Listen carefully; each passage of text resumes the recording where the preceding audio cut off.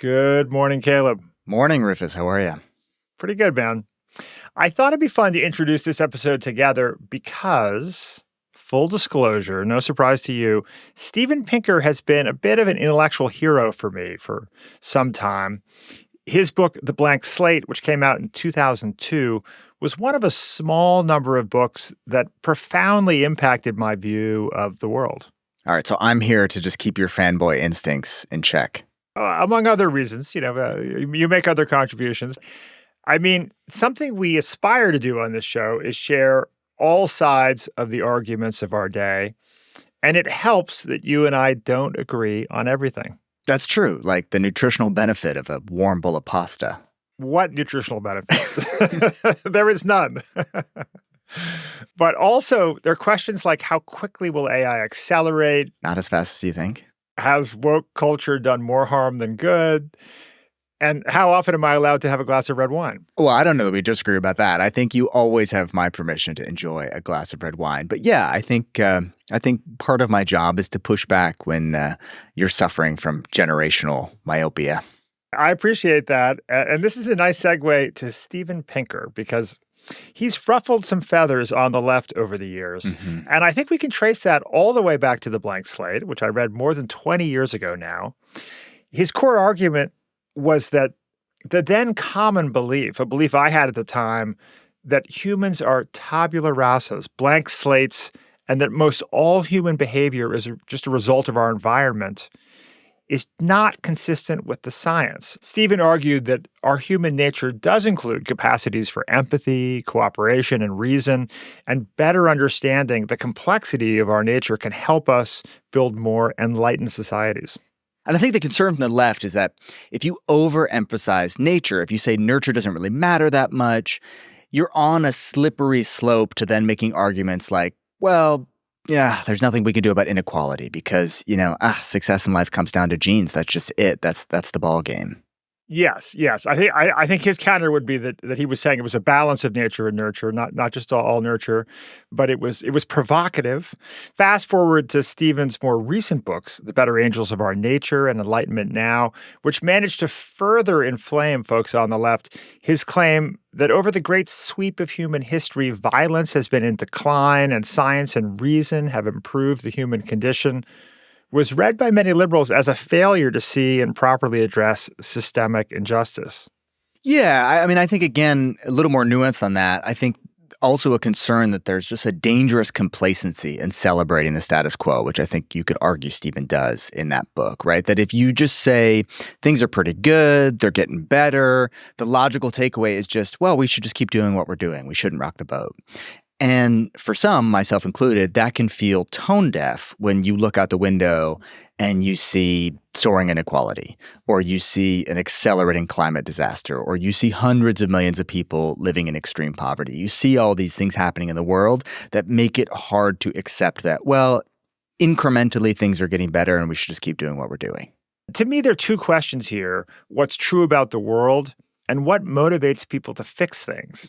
Is it better to tell people the sky's falling, everything's a catastrophe, or better to say, look at the progress we've made, now let's make a lot more progress?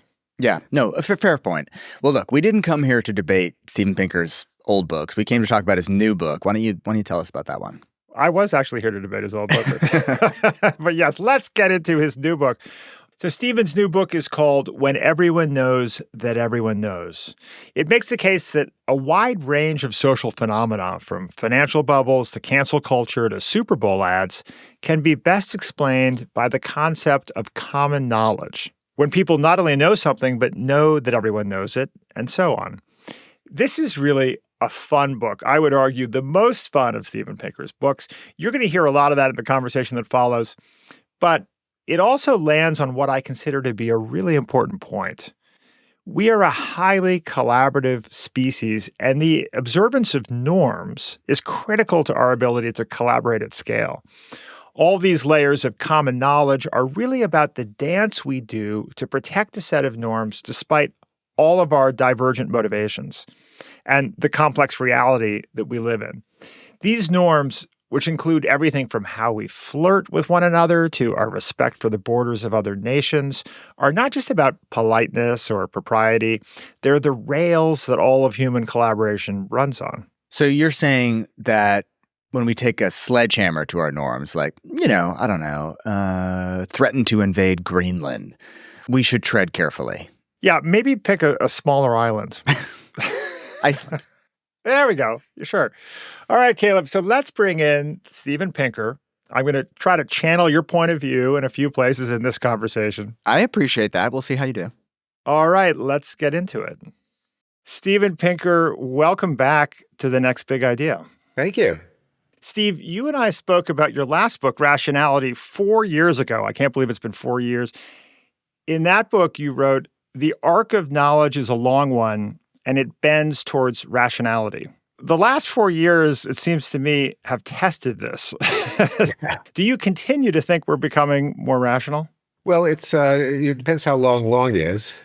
I do think that the truth has a built-in advantage, namely it doesn't go away when you stop believing in it.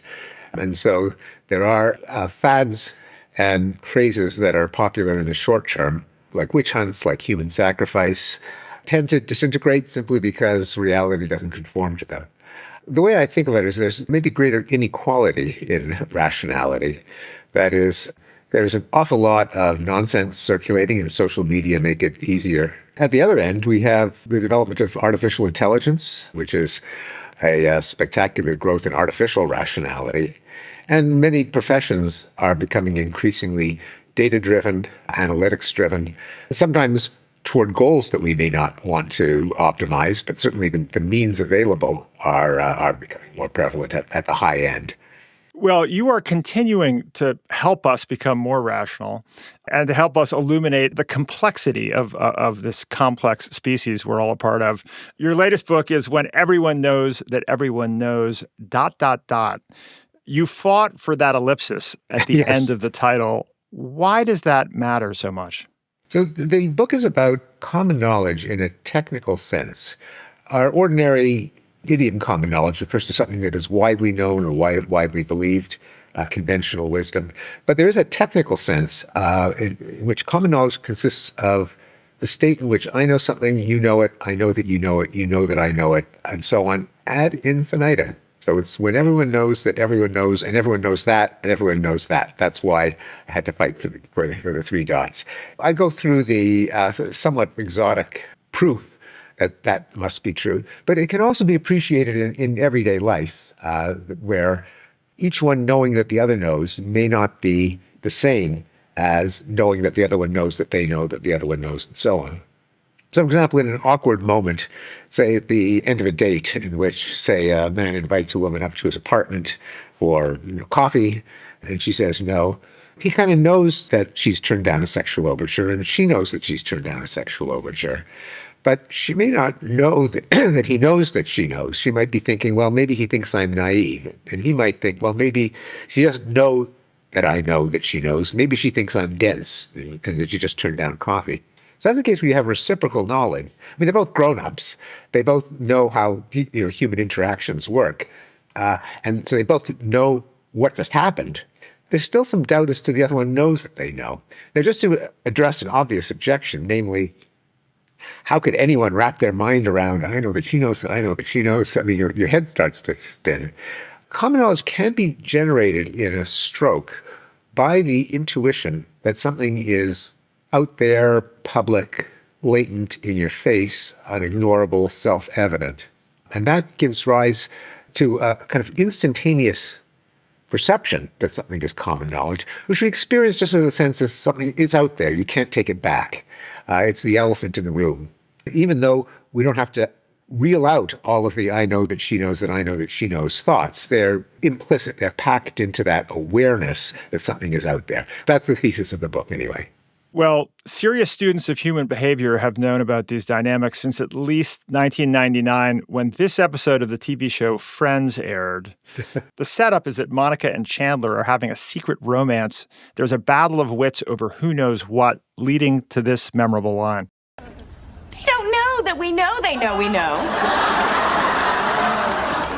And Joey, you can't say anything. Couldn't if I wanted to. So, so we're naturally drawn to these layers of information, but we have a hard time keeping it straight in our head. Joey is not the only one who has trouble keeping that straight. We all have trouble. And I have a chapter in the book called Reading the Mind of a Mind Reader. The fancy technical term is recursive mentalizing.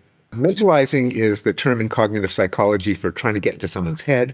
Mind reading, not in the sense of ESP or telepathy, but mind reading in the sense of paying attention to their social cues, what they say. Recursive mentalizing is trying to get into the head of someone who's trying to get into the head of someone who's trying to get into the head of someone.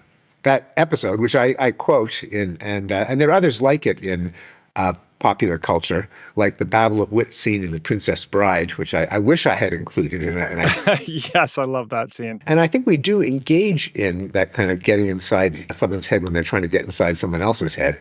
But the point of self-evidence or conspicuity or something just being out there is we don't need to do that. We can get that sense instantly when we have an intuition that something is public, self-evident, mutually conspicuous. That if I'm seeing something at the same time that you're seeing it, and we see each other seeing it. And that's a situation in which common knowledge appears in one fell swoop. And there are others, like and I discuss a number of the social signals that we have that generate common knowledge. I am fascinated, as I know you are, by the evolutionary history of why we have developed this set of instincts to have all these forms of kind of collective self-deception effectively, right? You say at one point, human curiosity about what other people think about them is inexhaustible. Yes. You know, what do other people think of me? How many people know? Do they know that I know they know? For a social species like ours, this is really salient information that we sometimes disparagingly call gossip. Mm-hmm. But as you say, like the evolutionary niche of Homo sapiens is one of massive interdependence. We evolved to be passionately interested in the intricacies of our knowledge of other people and their knowledge of us, right? Do you think this goes all the way back? Yeah, I think it is one of the things that makes Homo sapiens such an unusual species. We cooperate on scales from couples to nation states and corporations and universities. And when we do, there is some trading of favors, reciprocal altruism, you scratch my back, I'll scratch yours. There's an awful lot of coordinated behavior where things work in everyone's interests, as long as they're on the same page. So an example from our evolutionary history, say driving game.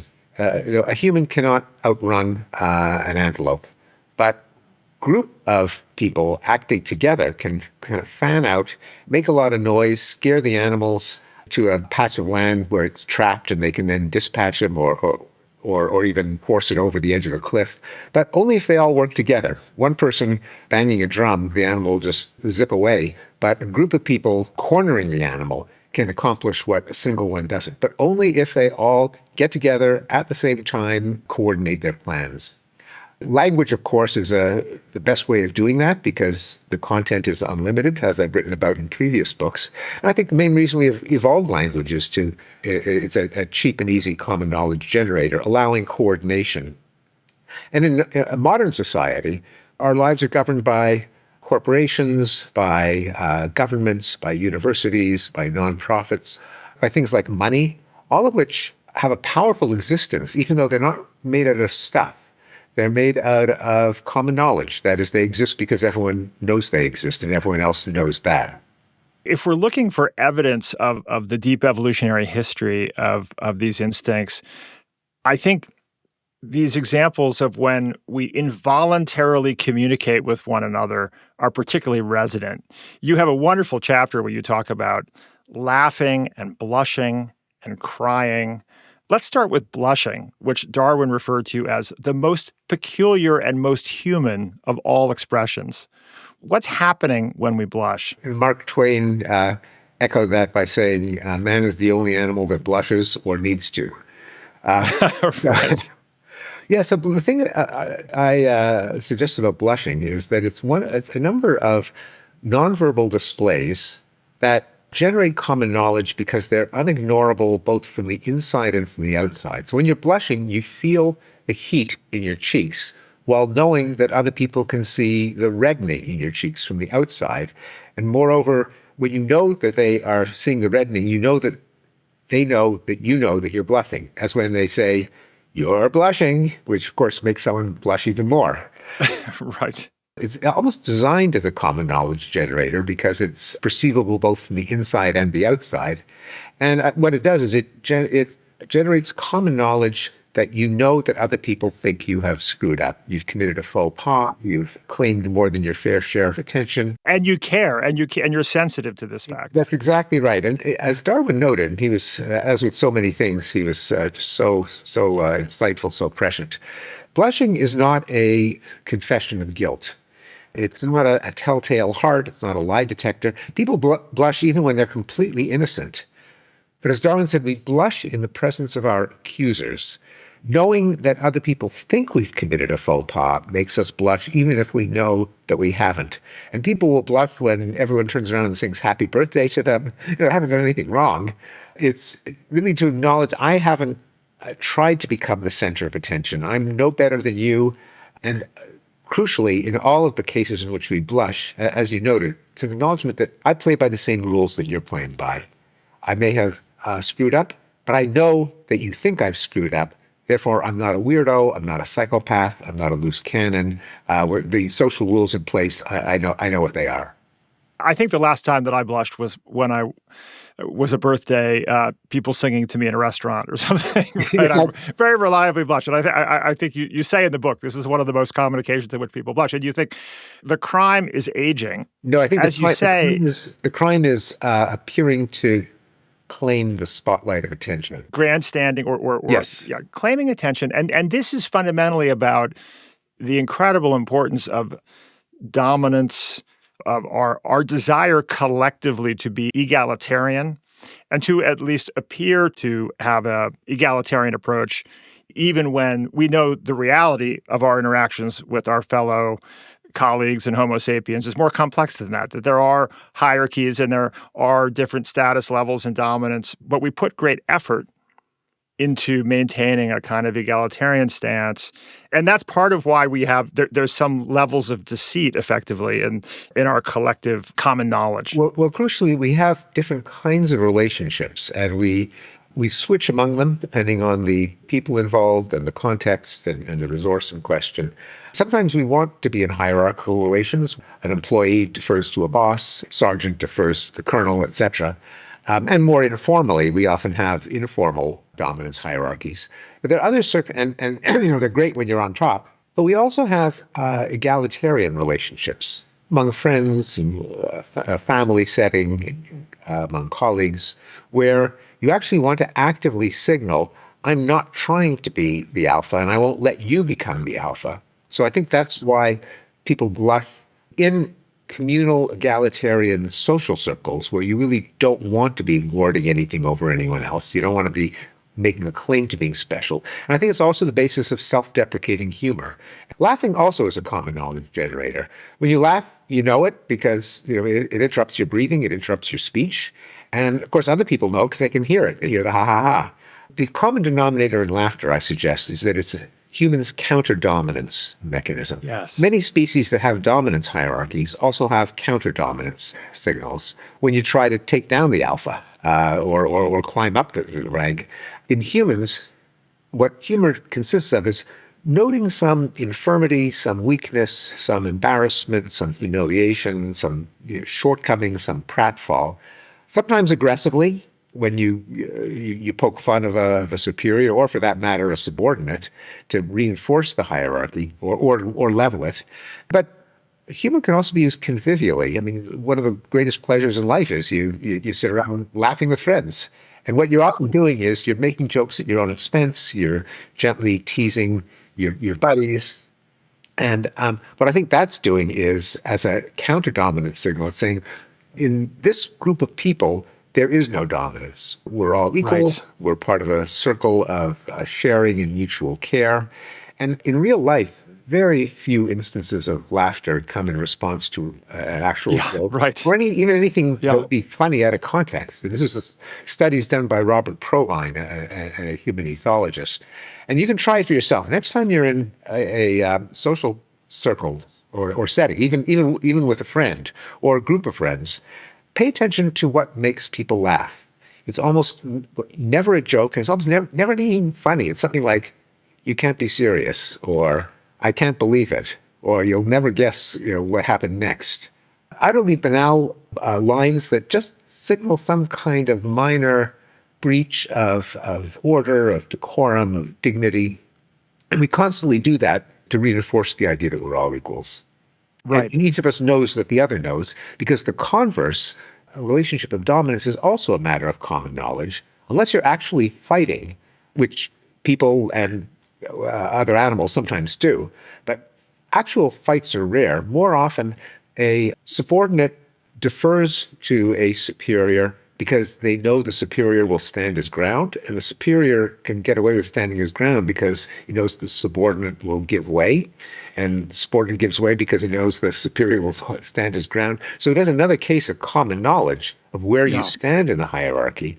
And the reason that animals, including humans, do that is sometimes a resource isn't worth fighting over. So it's worth deferring to avoid at the cost of a fight that will injure you both. Of course, the time may come when you really do want to challenge it. If you're always getting the short end of the stick, then you might bring something into common knowledge. Well, you might physically fight, or you might just bring up something, stop deferring, say, "Hey, like in a marriage, you're always getting your way. I've let you because I don't want to fight all the time, but you're starting to exploit me, and we now have to renegotiate our relationship." As you say, when you pay attention to it, so much of laughter is not actually provoked by something funny, and so much of it is sort of performative, right? We utter these little laughs, throughout our conversations in ways that are often, self-deprecatory or acknowledging or deferring to someone else. Of course, we also have these involuntary belly laughs, right? And there's a wonderful description in your book, I can't resist reading it, of laughter written in 1579 by a French physician named Laurent Joubert. Here's what he says. He says, "In laughter, the face is moving, the mouth widens, the eyes sparkle and tear, the cheeks redden, the breast heaves, the veins in the throat become enlarged, the arms shake, and the legs dance about. We cough, perspire, piss, and besmirch ourselves by dint of laughing, and sometimes we even faint away because of it. This need not be proven." So when you think about it, it's incredibly bizarre, this thing that we do. But when we collectively, involuntarily release a belly laugh like that, it's often in these kind of counter-dominance situations where someone in a position of power has been made fun of. Would that be a common occasion for such Indeed. such laughter? Most laughter takes someone down a couple of pegs, including ourselves when we want to avoid dominance.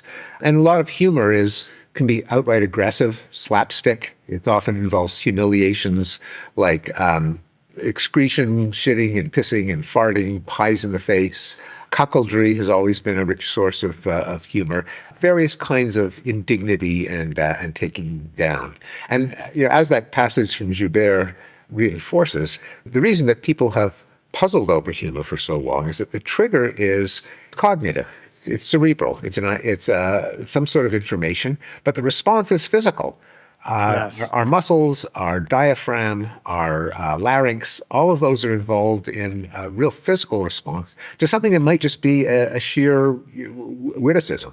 The reason that it's so physical is to generate common knowledge, and also the reason that it's voluntary and the reason that it's contagious.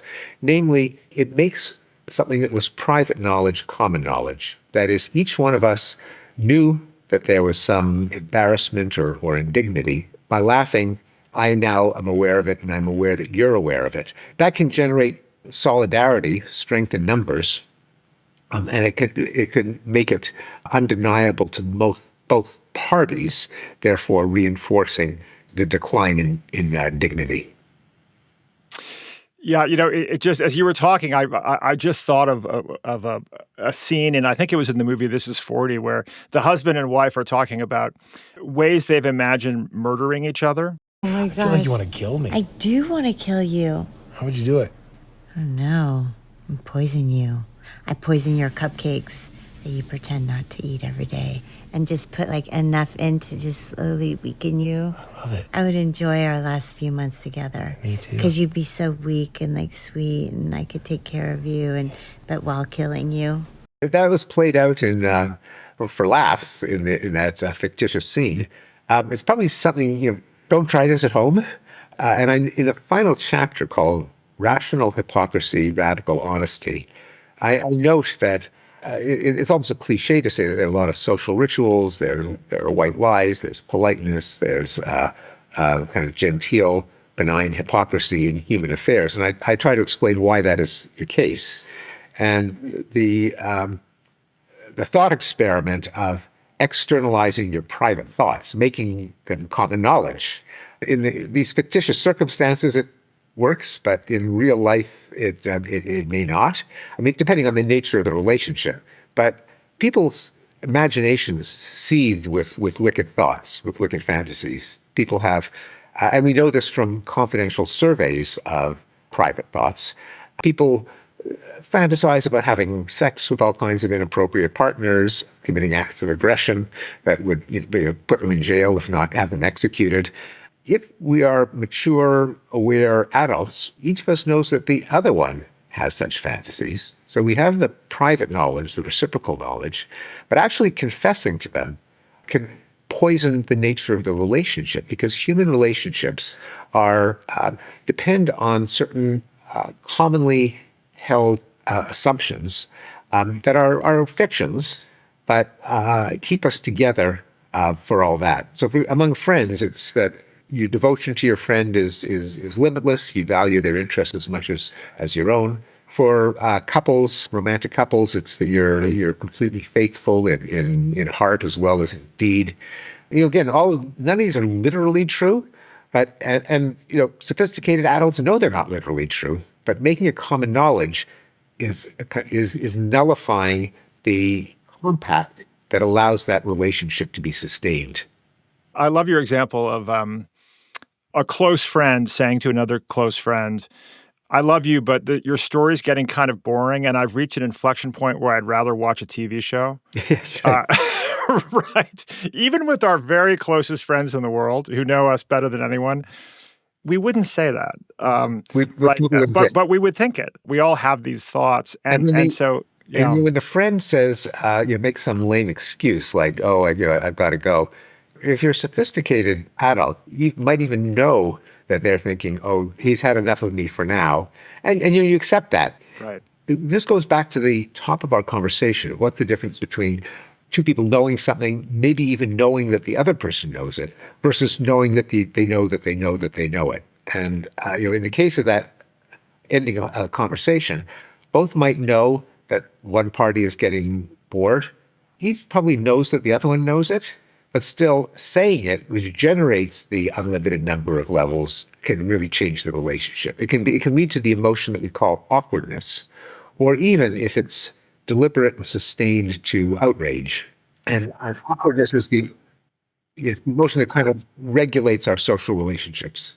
Thinking back on the example you gave earlier of Netflix and chill.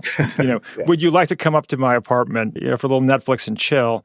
It used to be, as you point out, etchings. Would you like to come see my etchings? Right, which was commonly known that that's a signal. Or would you like a cup of coffee at 12 midnight, which ended up being a bit in the Seinfeld episode, right?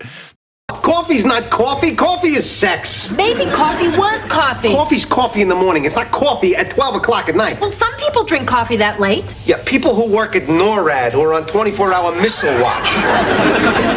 It is funny that when both parties are very clear on what this means, I'm inviting you to come upstairs and engage in sexual relations with me, that somehow this canard, this collective attempt to sort of pretend it's something else, actually accomplishes something. It's peculiar, isn't it? But I guess we want to potentially protect the friendship that might be damaged by a refusal of an invitation. It's funny to me that we have to go to such lengths to protect these dynamics. So it can protect a friendship if they're platonic friends, or even more fraught if one of them is a supervisor and a supervisee, or a professor and a student, a boss and an employee. Then, of course, we get into the grounds of sexual harassment. But to preserve the relationship that was in force, whether it be colleagues, friends, supervisor, not making it common knowledge allows the couple to go back to, or to reinforce, or at least not to dynamite the relationship that's currently in force. Another really interesting example of common knowledge that you describe in the book is Super Bowl advertising. Oh, yeah. Which turns out to be particularly valuable to certain types of companies. What are the kinds of companies that benefit from advertising specifically in the Super Bowl, and why? Yeah, this is an insight that I got from the political scientist Michael Chue.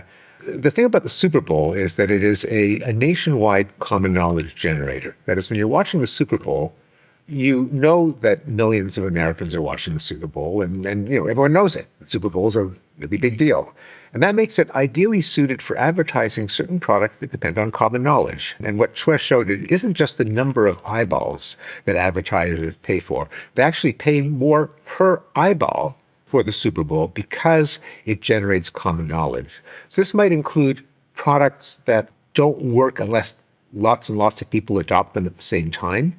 The Macintosh computer, which was introduced in the most expensive ad in the history of television that ran only once, Ridley Scott's 1984 ad in the 1984 Super Bowl, which said nothing about the product, but just said, on January 24th, Apple Computer will introduce Macintosh, and you'll see why 1984 won't be like 1984.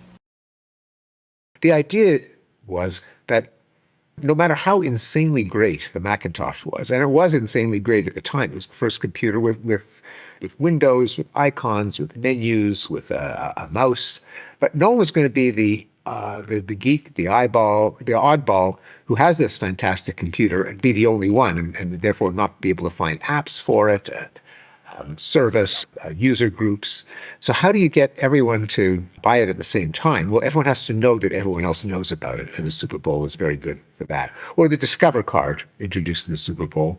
It offered a number of advantages compared to Visa and MasterCard, but why would you get a Discover card if you didn't think that a lot of merchants would accept it? And why would a merchant accept it unless they thought a lot of customers would use it?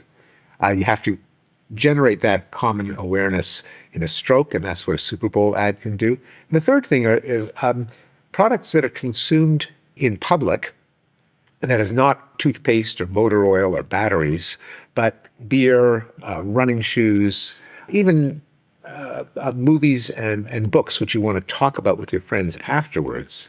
Brand loyalty or brand identification, being an Adidas wearer versus a Nike wearer. I mean, kind of running shoes are running shoes, but people buy those brands just because of the identity.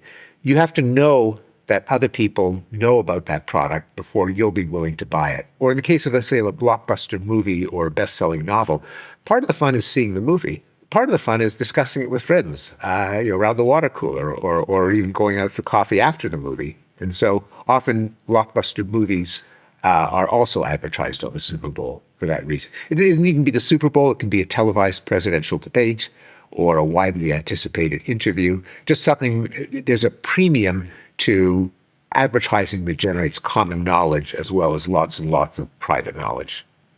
What I love about that case study is that it's actually measurable. Like the cost per viewer is just greater. Yeah. And we can actually measure the value of that common knowledge, which, as you say, is powerfully important for network effect products and also for sort of, cars. I want my shoes to say something about myself, and I want you to know what that is. Exactly. And we can only generate that if it's in the sphere of common knowledge.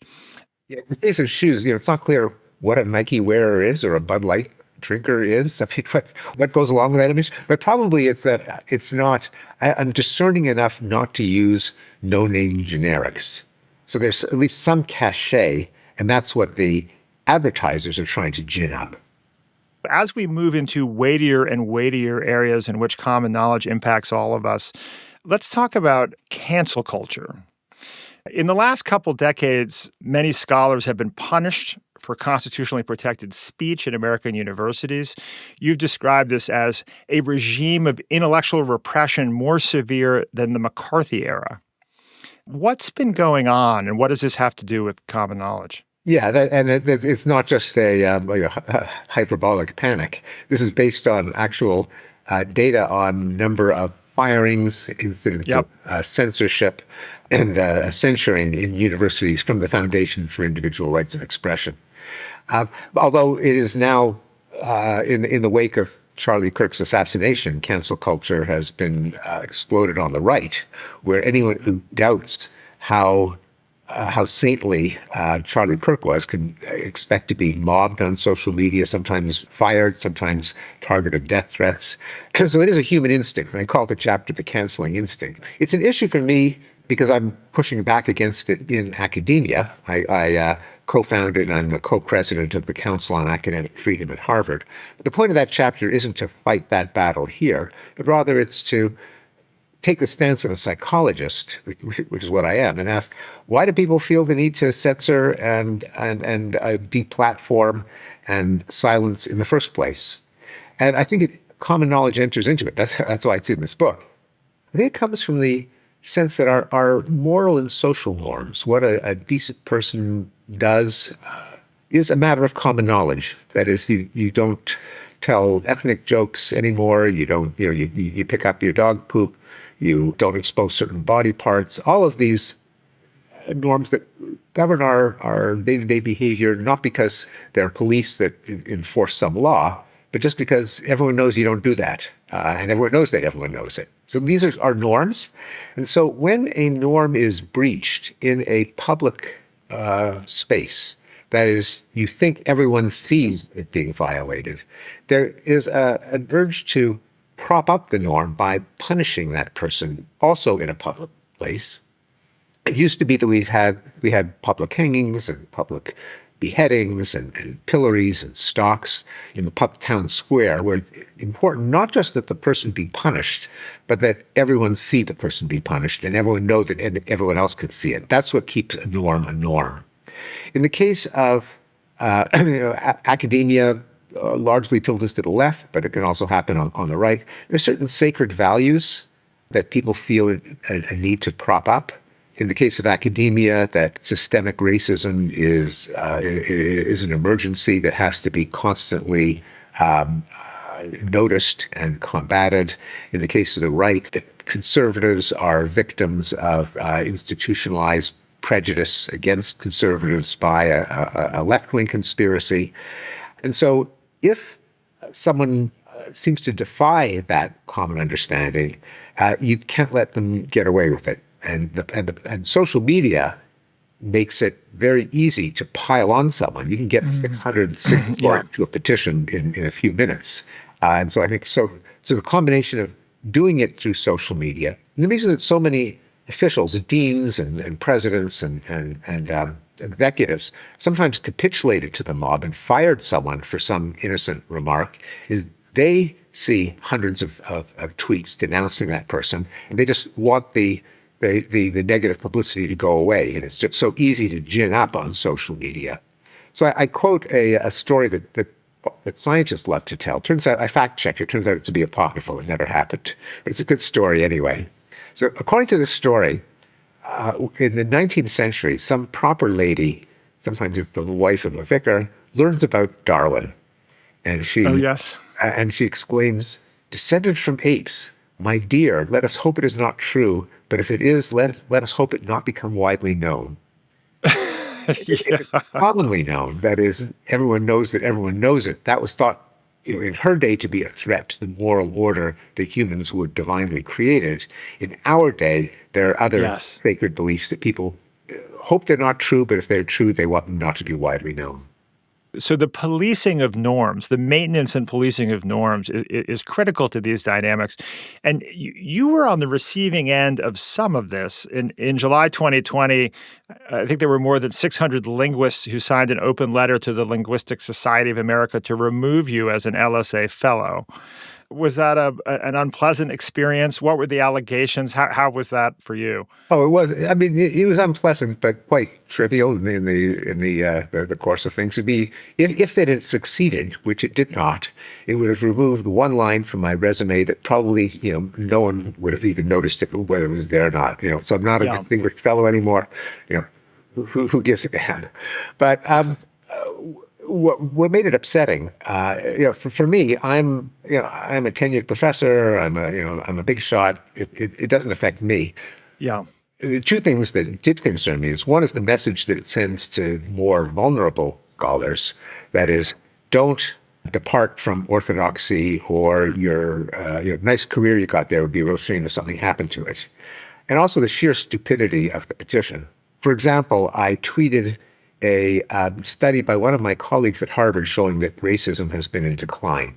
You kind of think that would be a good thing, but no, if the heart of wokeness is that systemic racism is as present as ever, then survey data showing that it really is in decline are unwelcome. But the point is, even if that survey was bad, even if racism is the same, either way, it's an empirical hypothesis. It can't be evil to point out something which has some claim to the truth. It's either true or false, but it can't be bad.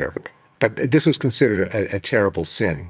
Or I cited the columnist David Brooks, and in one of them he suggests that men and women aren't exactly the same, which is true. Yes. But for citing David Brooks, who said something that is true but perhaps unwelcome in some circles, that was considered a sin. So the sheer idiocy of the petition, combined with the implicit threat to vulnerable scholars, made it concerning.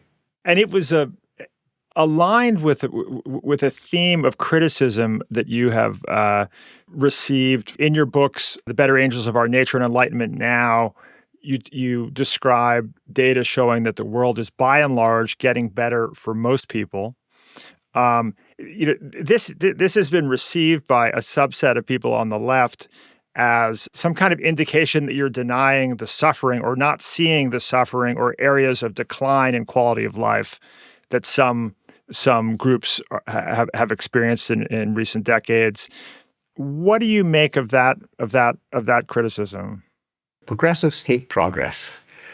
Right. Yes, I did get pushed back. Even though it wasn't a case that everything is fine, something can be better now than it was in the past and still not be perfect. There can still be problems, but the problems might be less severe, like extreme poverty, which has been in decline, like deaths from war, like racial prejudice, like discrimination against women. There's still plenty of all of that, but there's less than there used to be. I mean, it's as if people don't understand the mathematical truism that X is less than Y is not the same thing as saying that X is 0. But that is the reaction. It's partly stoked by the availability bias. This is going back to the top of our conversation on sort of irrationality. And people's impression of the world is often driven by anecdotes or impressions that are easily retrievable from memory. They're available, but they may not be statistically representative. And that happens basically because journalism is an availability machine. It reports on everything that has gone wrong in the last few hours or the last few minutes, but it doesn't report on things that that have not gone wrong. A city that has not been attacked by terrorists, part of the world that's not at war. The very nature of news skews toward the negative compared to data. That is, draw a graph with the number of war deaths per year, and you see that it's gone down. I mean, not in a straight line. There are ups and downs. We're currently in a bit of an uptick, but the overall trend is downward, and that's something that you can't appreciate except by seeing data. It strikes me that there may be a few things in play. I mean, one is that I think the global data about progress globally, I believe it to be true that people are much more optimistic about a sense of progress in much of the developing world, where there's been great progress in infant mortality and education, nutrition, all these different areas. In the U.S. in recent decades, of course, there are people noting that life expectancy has been in decline. There was obviously COVID, but there's also been overdoses, suicides, cardiovascular disease on the rise. I also think among people in the younger generation, this sense of, a declining share of U.S. households in the middle class. The probability that you'll be better off than your parents is declining for younger generations. So I think there's sort of local pessimism that strikes me as maybe one variable. But the second one, which you really, I think, describe beautifully in the book, is people conflating a sacred belief with a logical argument, right? And the sacred belief is there is suffering and we must acknowledge suffering. And particularly on the left, the sensibility tends to be, to point out any kind of progress is to somehow disrespect the experience of suffering that's occurring. You put your finger on it, but my response to that is, if you think that despite decades or centuries of trying to make the world a better place, things are as bad as they've ever been, the natural response should be fatalism or cynicism. Like, why even bother? Nothing works, nothing makes anything any better. The logical response to that is, well, just live your life, be happy, concentrate on yourselves and your children because you can't make the world a better place. My counter argument is far from being a cause for complacency. If anything, it's a cause for redoubling our efforts because they have worked. They have achieved progress. We need to make more. Let's make more. Progress doesn't happen because of some law of nature, some law of the universe. Quite the contrary. The laws of the universe say that things will tend toward greater disorder, greater chaos. But it's human effort, human ingenuity, fueled by human sympathy, compassion, concern for others that has made progress possible in the past. And that's what we have to double down on if we want to make progress in the future. Well, I'm guessing some of your critics on the left may be less severe in their views as they've seen. You noted in an interview with the Times of London earlier this month that you were pinned between cancel culture and Trump, right? That after spending much of the last decade fighting threats to academic free speech from cancel culture and the woke left, you now find yourself facing Trump's campaign to choke off funding and curtail the independence of universities, right? So you now would appear to be certainly a rational centrist fighting for the rights of scholars. A normie, a radical centrist, you can say. But yeah, this is not true, not just in the large landscape of intellectual and cultural life, but in particular, being an employee of Harvard University, which has been at the eye of the storm, and facing threats from both directions. I co-founded the Council on Academic Freedom because of some incidents at Harvard, such as the driving out of my colleague Carol Hooven because she said in a TV interview that the biologists recognized two sexes, and people at Harvard made her life a living hell. Just one example. But on the other hand, the Trump administration has tried to cut off all research grants based on rather dubious accusations of anti-Semitism. Sometimes they shift the accusations. Some weeks it's anti-Semitism, some weeks it's lack of diversity in viewpoints, some weeks it's affirmative action. Just an attempt to cripple higher education. But yes, in general, but also in particular, the institution that I happen to work for has been the epicenter of these threats from both directions. Steve, you ended your TED Talk about this book this way. I hope that having explained the logic behind human harmony, I don't have to explain how these norms are currently under threat or what is at stake if we lose them. As a man once said, what's there to say is so obvious. Thank you.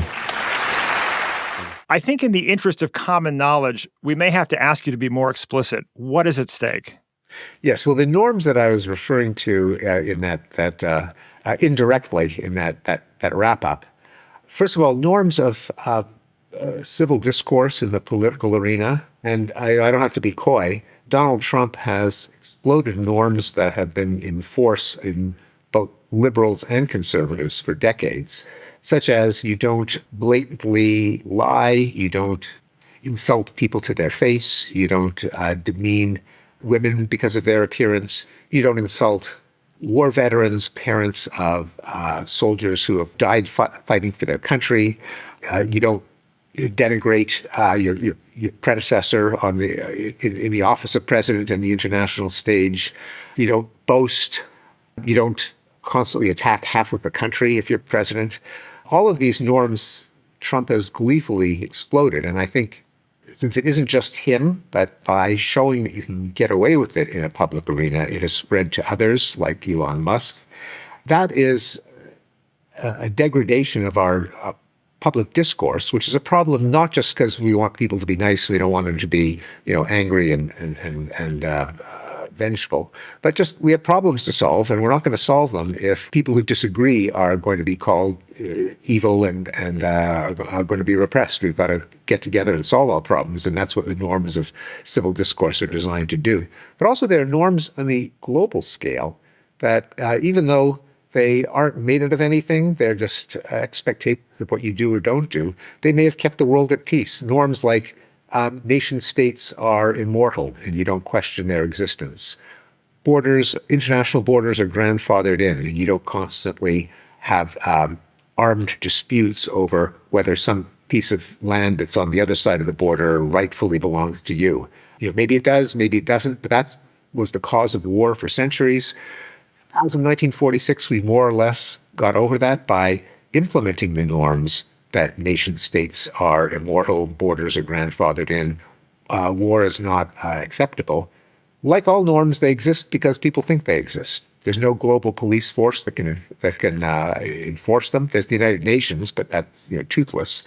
And so even casually trolling about annexing Greenland or making Canada the 51st state, or in the case of the Russia-Ukraine war, saying Ukraine started it, blatantly, obviously false.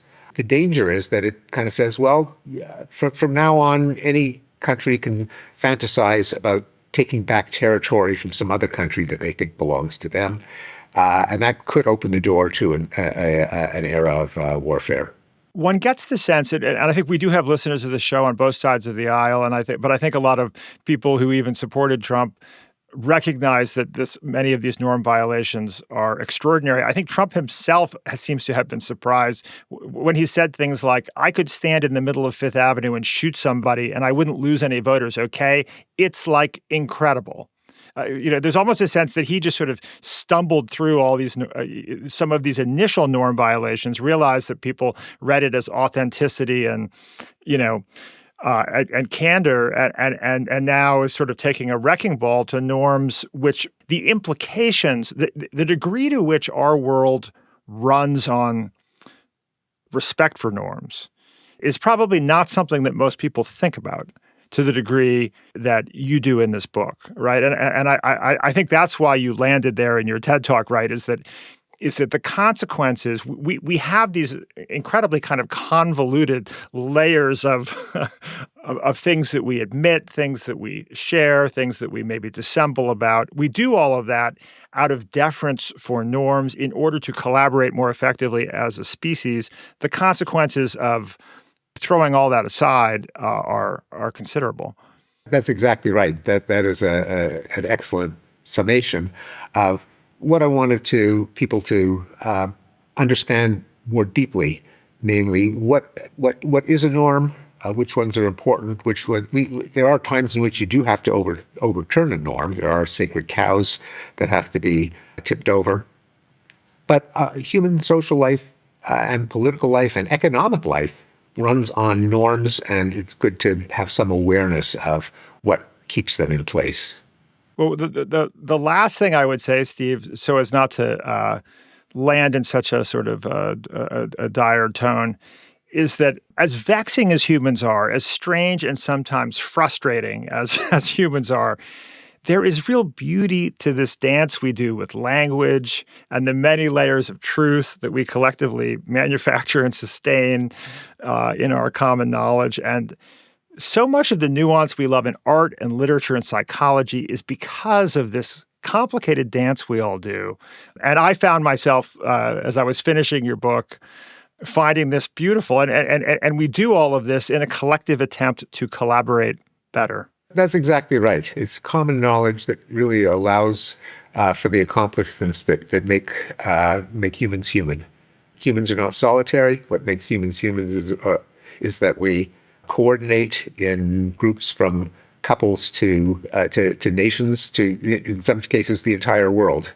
And I think common knowledge is the underpinning, the cement, the foundation of that ability to coordinate. All right. Well, hopefully our arc of knowledge will continue to bend towards rationality. Thank you, Steve Pinker, for being with us today. It's lovely. Thanks so much, Rufus. It's been a pleasure.